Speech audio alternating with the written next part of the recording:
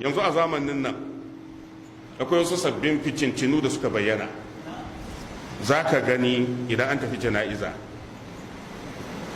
ana tona kabari saboda kyamara ta zama ruwan dare.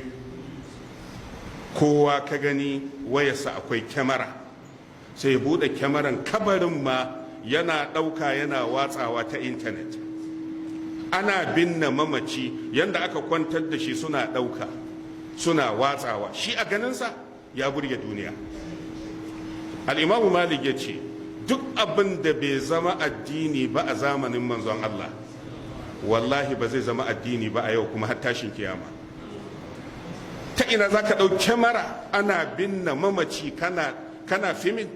Ta ina aka samu wannan a sunnar annabi? Kuma za a tafi a ringa yaɗa ma duniya. Shin meye ribarsa? Menene ribarsa? Don haka ya kamata jama'a su ringa hattara. Idan an tafi makabarta mutum ya ɗauki kyamara a hana shi. Don me za ka yi da shi? Abin da aka ce ka yi wa mamaci na farko ka yi mai sallah, kada ka gawarsa ka masa addu'a. Waye ce ka ɗauki hotonsa ka watsa ma duniya? Ina za ka samu wannan hujja a sunnar manzon Allah?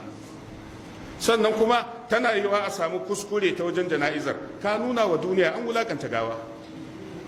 Saboda haka ba shi da kyau. Malamai suka ce duk wani